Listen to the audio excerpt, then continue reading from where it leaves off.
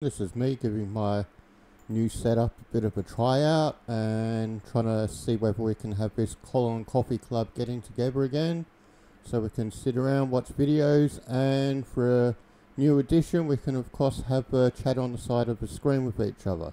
Okay, this is a video I'm presenting for today. It's one of Colin's latest uploads onto Facebook, so let's get into it.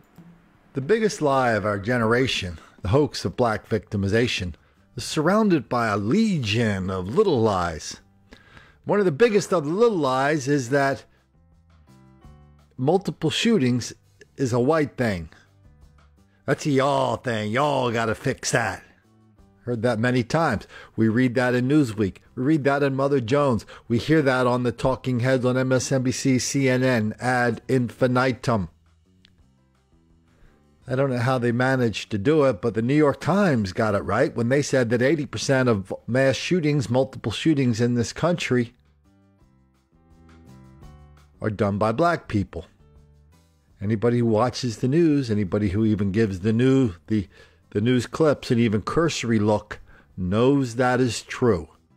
I mean, here we have a story out of Gary, Indiana, Philadelphia, and on and on and on. These are recent stories. I mean, I looked at my playlist the other day on mass shootings, and there's a ton. We have a ton of videos in our mass shooting playlist. And we don't do just one mass shooting at a time. We document a whole bunch of mass shootings at a time because we're documenting the pattern. Hey, let's get started with the latest edition of Mass Shootings is a Black Thing. Dallas police turning to the public now to help officers find Johnny Williams' killer. The 28-year-old man, along with 3 others, were shot at MLK and Atlanta Street. It happened around 1:40 this morning.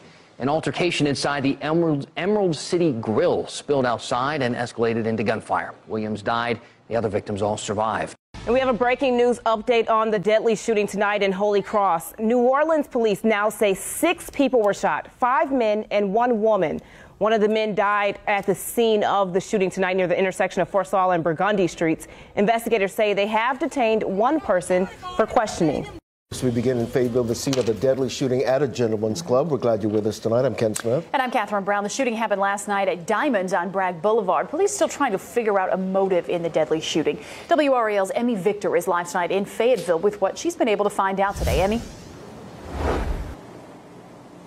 Catherine, a memorial continues to grow here outside the Diamonds nightclub for the man who died early this morning, Akash Talidi. He was 40 years old. This is what the scene looked like just after 2 this morning. Crime scene tape surrounded the business for several hours. Police say that 4 other people were shot and taken to the hospital. One person we spoke with just a minute ago moved down the street a few months ago and was very shocked to hear this news. Walking by here for the last 3 months, it was always a nice, kind of vibes. It was like, hey, there's the people. They're there, they're having a good time, nothing's going on. At this point, a motive hasn't been released, and there has been talk on social media that Talidi was the owner of this nightclub. We've reached out to police to get that confirmed, as well as to get an update on the victims who were hospitalized, and haven't heard back just yet. Now, the nightclub typically opens at 8 each night. We will try to see whether that nightclub will be open tonight, but right now it appears quite quiet here, Catherine. Late this Sunday morning, 117th Place in West Pullman hardly looked like the scene of a homicide that happened just hours earlier. I just heard like they were arguing, and then moments later they were like argument, fighting, and that's when I heard the shooting. Eric Ramirez lives next door to where police say a party was taking place. The shots rang out just after 1 this morning. How many shots did you hear? Quite a bit. I can't really say a number. He says after the shots were fired, he ran to make sure his teenage sister was okay. Just outside his home, a 29-year-old woman was not. She died from her wound, and a 25-year-old man is recovering. And the fighting didn't stop after the shooting. Police were able to stop the fight before it got out of control. A man who answered the door at the home where the party took place didn't want to be on camera, but he told me he didn't know the people who were shot, and he didn't know how the fight started that ended with a death. A brazen shooting in broad daylight in northwest Baltimore, just steps from one of the city's police stations. It follows more violence this weekend despite a ceasefire attempt. WJZ investigator Mike Kelgan with the search for the killer of an off-duty Washington, D.C. police officer who lives here in Baltimore. But we began with Rick Ritter live in northwest Baltimore with this morning's shooting and just released pictures of persons of interest in the case. Rick. Well, Vic, within the past hour, police have now put out surveillance images of these suspects, these alleged killers who tonight are still on the run. Police want the public to take a good look at these surveillance images. The two suspects, they say, turned a quiet area into mayhem and opened fire at an auto body shop. It's everyday violence around here. It just seems like nobody can do nothing about it. Monday's gunfire erupted around 11 o'clock in the Northwest District. Police say a pair of suspects ran up on the outside of the shop along Fairlawn Avenue and started shooting, hitting 3 people and killing at least 1. I need a medic, 5200 Fairlawn Avenue, ASAP. The shooting took place literally right across the street from the Northwest District Police Station. They say officers heard the gunfire, came outside and saw 2 suspects running, and that's when a foot chase began. Number 1 male, about 6 foot tall, 160 pounds, black hoodie. One employee who did not want to be identified was working under this car when shots rang out. And I just heard all these boom, boom, boom, boom, boom, boom, boom. And I just seen everybody running. The 2 suspects were able to get away and are still on the run tonight. The city struggling to get a hold on its homicide rate. Frustrations over those behind these brazen shootings are obvious. You have bad guys that don't care. They don't care about anyone. They don't care about their parents. They don't care about their grandmother. They don't care about themselves. All they care about is whatever revenge or retaliation or beef or whatever it is, whatever that bull crap is that they want to do and inflict harm on one another. I want to know is who was the actual person to actually kill my sister. The last few days have been filled with grief and confusion. She just had turned 16 and I'm 20. Sierra Castro has been searching for answers since 2 days back when her sister Adriana was shot and killed. All of us girls was very close. I mean, our mom wasn't really there much for us. So my dad pretty much raised 4 girls and a little boy. Police say both Adriana and Kayla Holland were shot after a fight ended in gunfire. Michaela Buford, Denzel Hill, Ronnie Ellis, and Derryn Skinner are all behind bars charged with complicity. It's awful. Ayanna Butler is Adriana's cousin, today having to say her final goodbye. It's ridiculous. There was no reason that guns should have been involved. It's just awful. Like, she was a good person. She never did anything to anybody. She died for no reason. She had a lot of life left. She didn't get to graduate, go to prom, have kids, get a job, all because somebody wanted to have a gun. She's gone. Family and friends are vowing this afternoon to keep the memories of those 2 girls alive. And as police continue to search for one more person in this case, they're hoping for justice. I'm never ever gonna forget about our memories. There were never ever dull moments with me and my sisters. Those are moments that I would keep forever. Well, Kristen, police pulled up to find 3 men lying in that yard with gunshot wounds. I talked to a neighbor who says the triggerman jumped her fence to get to the home next door. She says that her son was home during it all. She didn't want to go on camera, but she says she told her son to hit the floor, and that's when the gunshots started, and she could hear it all over the phone. Here's what she had to say. Actually, we're going to come back to that sound, but we did talk with that woman, and a lot of people in this neighborhood, they're very concerned.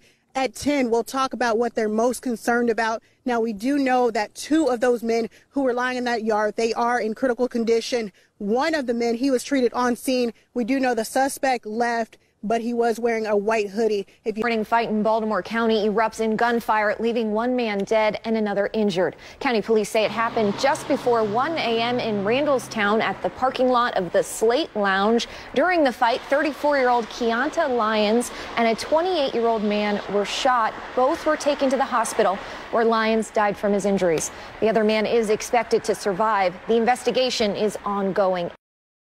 And we continue following developing news right now on the northeast side of the city, a triple shooting that left 3 people in the hospital.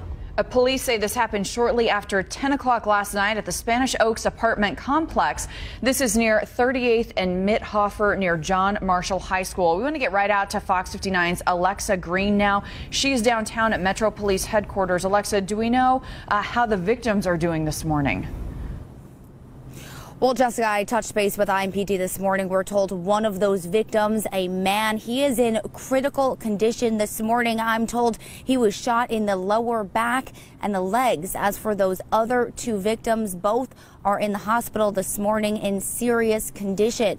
Now, what we know, police were first called out to the scene shortly after 10 o'clock last night for reports of shots fired and people possibly shot. When officers arrived there, they found 3 adults, 2 males and a female, suffering with gunshot wounds. Now, shortly after the victims were transported to the hospital, the investigation began. Detectives trying to figure out what led up to this and why. While some witnesses did cooperate with the police, they are telling us the victims right now are staying tight-lipped. These are not easy cases to solve in and of themselves when you do have a cooperating witness. So when you have no one that doesn't even care about their own well-being and their own body, and they're not willing to share the information with you, it makes it more difficult. Now, something to keep in mind, police tell us they believe this attack was targeted.